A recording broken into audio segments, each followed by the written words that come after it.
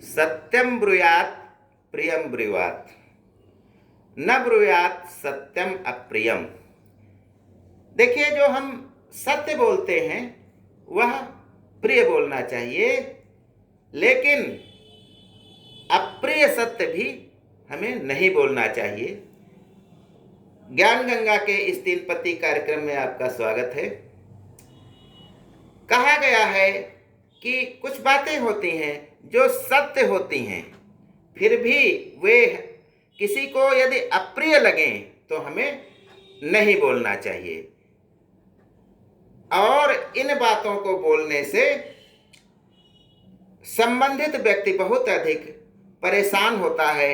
यदि वह छोटा है तो कर भले कुछ नहीं पाता, लेकिन मन में बहुत नाराज होता है, उसका गुस्सा आसमान तक आ जाता है। जैसे कोई यदि छोटे कद का व्यक्ति है तो जहाँ जाता है हर व्यक्ति उसको छोटू कह के बुलाता है, छोटू कहता है। अब वह सोचता है कि मैं तो हष्टपुष्ट व्यक्ति हूँ, कद छोटा रह गया है तो क्या लोग हमको छोटू कहेंगे। इससे वह अपने को अपमानित महसूस करता है। ऐसे ही मोटा व्यक्ति, उसको नाम यदि सम्मान से हम नहीं बोलते हैं तो बहुत से लोग उसको मोटू कह देते हैं।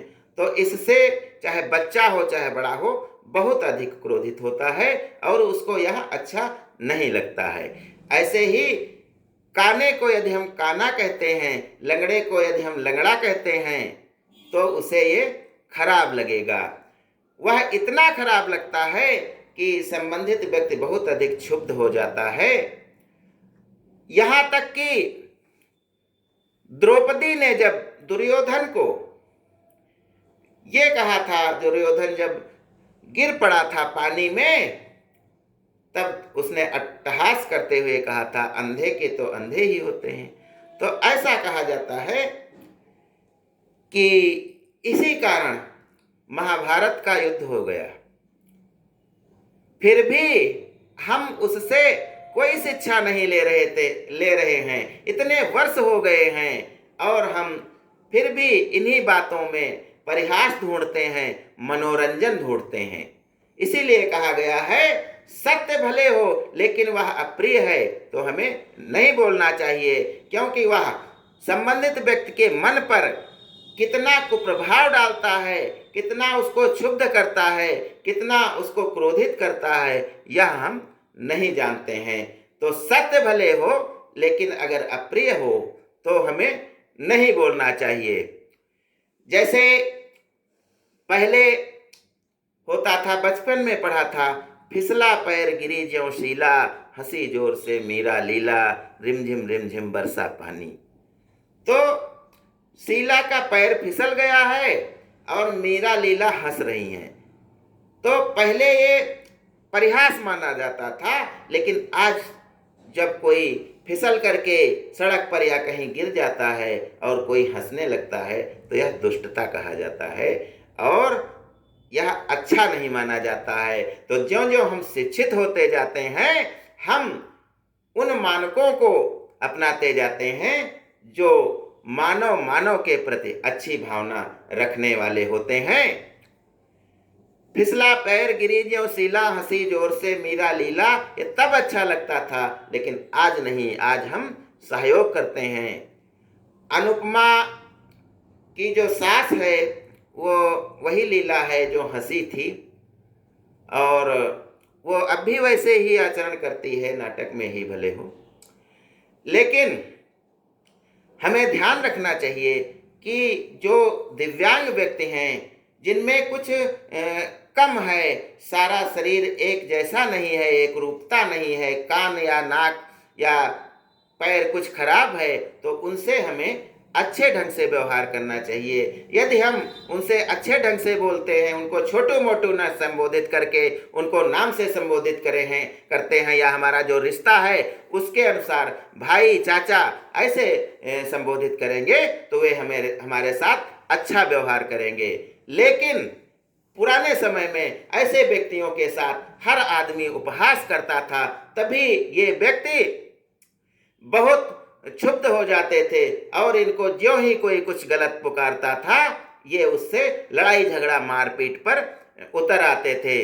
तभी पुराने समय में कहावत बनी थी, काना कंजा कुबड़ा सर में गंजा होए, इनसे बातें तब करो जब हाथ में डंडा होए।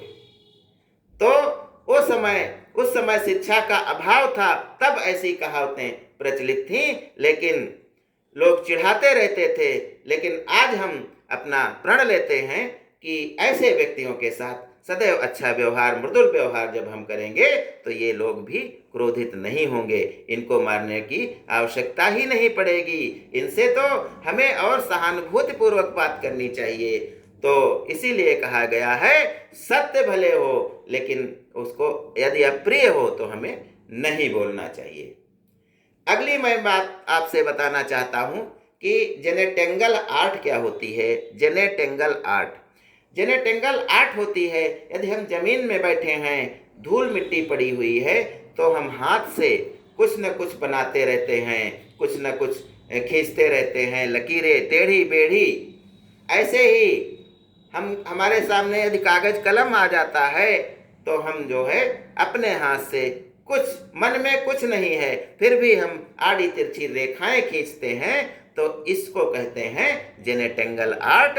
और यह हमारे मन को जो है बहुत अधिक जो है अच्छा बनाती है, हमारे शरीर के लिए अच्छी है, और हमारे मन में जितने विकार होते हैं वे सब इस आर्ट से, इसको बनाने से निकल जाते हैं, और हम जो है हमारे मन में कोई कलुषता नहीं रह जाती है। तो ये अच्छी बात होती है कि हम जेनेटेंगल आर्ट बनाएं। अगली बात मैं कहना चाहता हूं कि 18 का रहस्य क्या है। 18 पुराण हैं, महाभारत जो है उसमें भी 18 अध्याय हैं।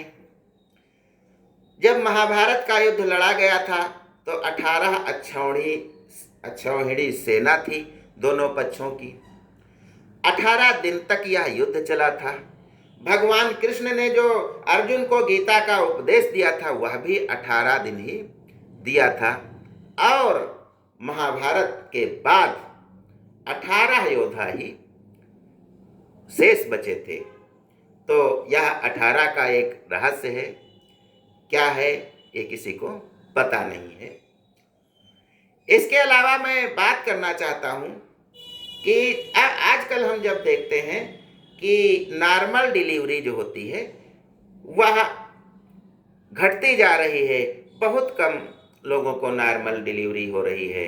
इसका कारण यह है कि हम ज़्यादा सुख संपन्न हो गए हैं। पहले महिलाएं, पुरुष, बच्चे सब घर के काम करते थे, पशुओं को चारा देते थे, और घर का कूटना पीसना और नल से पानी निकालना, ये सब मेहनत के कार्य हम लोग करते रहते थे। तो इससे जो है हमारा शरीर स्वाभाविक अवस्था में रहता था, और वह डिलीवरी के जो दर्द है उसको सहने में सक्षम था, और हम उसी हिसाब से बने थे कि हमें नॉर्मल डिलीवरी हो जाए।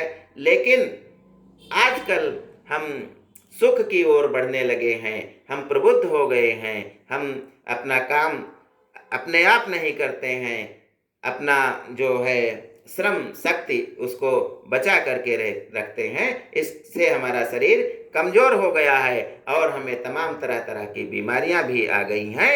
इसी कारण नॉर्मल डिलीवरी घटती जा रही है, हम स्वाभाविक रूप से नहीं जी रहे हैं। इसका एक और कारण है कि यह अर्थ युग है, पैसे का युग है। डॉक्टर देखते ही सोचने लगता है कि नॉर्मल डिलीवरी में 1000-2000 रुपये मिलेंगे, लेकिन यदि हम ऑपरेशन कर दें तो 40-50 हज़ार रुपये हम इनसे ठग सकते हैं। तो इसका यह भी कारण है कि वे गलत बता देते हैं कि नॉर्मल डिलीवरी संभव नहीं है और ऑपरेशन करना पड़ेगा, जिससे कि उनकी जेबें भरती रहें। तो इस प्रकार का ये होता है। इसके अलावा भी आज हम अपना मनचाहा जन्मदिन अपने बच्चे का भी रख सकते हैं, क्योंकि जब हमें अच्छा लगेगा उस दिन हम अपने बच्चे को माँ के गर्भ से बाहर निकाल सकते हैं। तो मनचाहा जन्मदिन भी रखने लगे हैं लोग, मनचाही तारीख, लेकिन यह सब प्रकृति के नियमों के प्रतिकूल है, इसलिए हमें इससे बचना चाहिए। आज बस इतना ही। धन्यवाद। जय हिंद, जय भारत।